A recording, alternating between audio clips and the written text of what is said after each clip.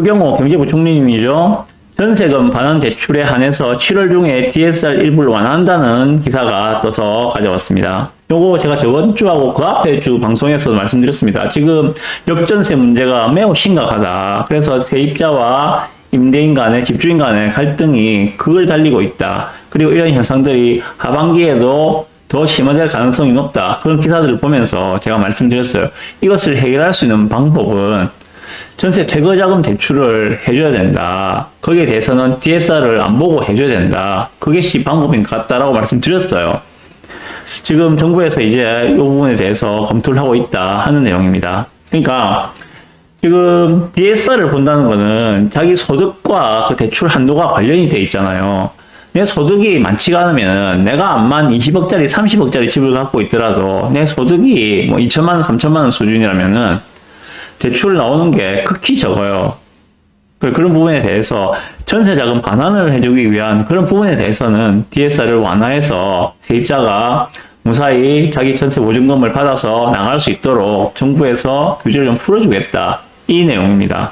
이건 뭐 제가 몇 번 말씀드렸으니까 다시 말씀을 안 드리겠습니다. 여기서 봐야 할 부분이 무엇인가만 말씀드릴게요. 자, 밑에 한번 보시죠. 자, 정부가 다음 달 중, 7월 달 중에 전세금 반환 목적에 한해서 대출 규제를 일부 완화한다 하고 있습니다. 그렇게 이야기하셨어요. 경제부총리님이 전세 반환 대출에 한해서 DSR 규제를 조금 완화하는 방안을 검토 중이고 늦어도 7월 중에는 시행하겠다 라고 하고 있습니다. 이유는 최근에 역전세 상황에서 전세금을 제대로 돌려주지 못하는 집주인이 늘자 이에 대한 해결책으로 정부가 대출 규제 완화라는 카드를 꺼냈다. 그런데 이것은 일정 기간 전세금 반환 목적의 대출에만 규제 완화 대상을 한정한다고 했습니다. 자, 포인트는 이겁니다. 일반 대출에 대한 DSR 규제를 완화할 생각은 추호도 없다. 요게 더 중요한 내용입니다. 위의 내용보다. 일반 대출에 대한 DSR 규제를 완화할 생각은 추호도 없다. 라고 못 박았다고 합니다. 자, 요거 보고 제가 드리고 싶은 코멘트를 말씀드릴게요. 자, DSR 완화할 생각은 전혀 없답니다. 전세금 반환 목적일 경우에는 그때는 모자라는 금액만큼만 예를 들어서 이전에 전세를 갖다가 뭐 4억에 놨어요. 그죠? 4억에 놨는데 그 전세가 요즘에 많이 떨어져가지고 3억이 되었어요. 그럼 그 차액이 1억이죠. 그죠? 그럼 집주인은 1억을 만들어내야 되는데 집주인이 돈이 없어. 그런 경우에는 새로 전세를 3억에 맞추고 모자라는 돈이 1억이니까 1억에 한해서는 대출을 해주겠다. 이런 이야기입니다. 그런데 이게 지금 조금 심각해요, 사실은. 자, 예를 들어 봅시다. 지금 예를 들어 보시면 이런 경우에요. 자, 여러분들이 잘 아시는 해운대 반여동에 있는 메가센텀 하나 꿈의 그림 아파트 있습니다. 뭐 왕자 아파트에서 조금 올라가면은 메가센텀 하나 꿈의 그림 아파트가 있습니다. 보시면 여기서 말씀드리고 싶은 건 뭔가 하면 이 아파트가 이 동네에서는 그래도 실거주가 꽤 선호한 아파트 단지 중에 하나입니다. 반여동 쪽에서는요. 보시면 이때 언젠가면은 21년도 2년 전입니다. 그죠? 2년 전 9월 달에 전세 거래가 4억 5천에 되었어요. 전월세 보이시죠? 그죠? 전월세.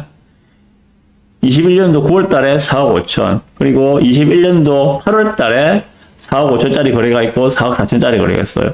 약 4억 4천, 4억 5천에 약 2년 전에 전세 계약이 체결이 되었습니다.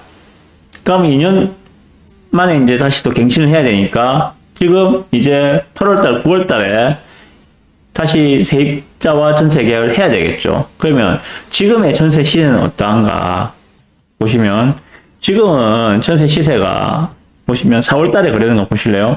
4월달에 거래된 게 지금 2억 7천, 2억 6천 이렇게 거래가 되었습니다. 무슨 말인가 하면은 지금 새로 전세 계약을 갱신을 한다면은 2억 6천, 2억 7천이면은 살 수 있다는 거예요. 이 아파트에. 그러면은 2년 전에 4억 5천에 전세 계약을 맺은 사람들은 내 돈 돌려주든지 4억 5천 돌려주면 나갈 것이고 아니면은 지금 시세대로 2억 6천, 2억 7천에 전세 계약합시다. 그러면은 나한테 다시 1억 8천을 돌려주세요. 라고 나오겠죠. 이런 상황이거든요. 이런 상황에서 집주인들이 돈이 없으면은 뭐 답이 안 나오니까는 이런 부분에 대해서 그 차액만큼 1억 8천에 대해서만큼 전세 DSR 규제를 풀어서 대출을 해주겠다. 그러면 집주인은 그 대출을 받아서 세입자에게 돌려줘라. 이런 이야기입니다. 자, 그 부분과 더불어서 또 말씀드릴 게 뭔가 하면은 지금 DSR 완화에 대해서는 전혀 계획이 없다라고 했어요. 그래서 우리 투자자 입장에서는 DSR 완화에 대한 기대는 적어야 될 것 같아요. 접는 게 좋겠고, 이미 이제 룰은 DSR 규제는 안 해준다고 못을 박았기 때문에 그 룰이 정해진 만큼 그에 맞춰서 투자 전략을 짤 필요가 있다라는 생각이 듭니다. 자, 그러면 DSR 완화가 없다는 전제로 투자를 한다면은 결국 투자자들이 움직이기에는 아직까지 여건이 조성되지 않았다라고 생각하시면 될 것 같아요.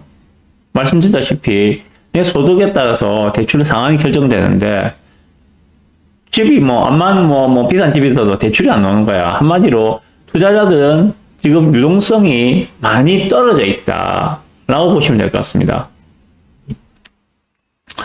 현재 투자자들의 상황을 한마디로 요약하면은 그런 겁니다. 돈도 없고 명의도 없다. 돈이란 거는 그 유동성이 뭐죠? 대출을 내야 되는데 대출을 못 내니까 DSR 때문에 막혀서 대출을 못 내니까는 돈이 없다. 게다가 조금 남아있던 여유 자금마저도 이번에 역전세를 해결하면서 다 썼을 것이다. 그래서 투자자는 현재 돈이 없어요. 그리고 명의도 없어요. 명의가 없다는 말은 취득세가 아직까지도 취득세가 3주택인 경우에는 8%, 4주택인 경우에는 12%로 살아 있습니다. 아직까지도 이런 부분 문제 때문에 당장에 지금 투자자들이 다주택자들이 움직이기에는 조건들이 매우 어렵다. 자, 그러면 지금 집을 매수한 사람들은 그럼 과연 누구인가? 다주택자는 아니란 거죠. 다주택자는 아닙니다. 그러면 지금 움직이고 있는 사람은 무주택자, 1주택자들이 움직이고 집을 사고 있다. 철저하게 실거주장이다. 라고 보시면 될 것 같아요. 무주택자들이 사는 경우에는 내 집 마련이겠죠.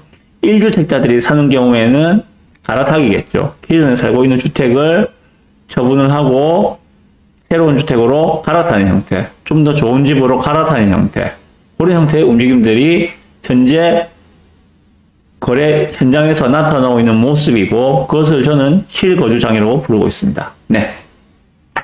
그래서 당분간 투자자들이 움직이기 힘든 환경이기 때문에 이러한 실거주장은 당분간은 계속되지 않겠는가 라고 생각이 들어요.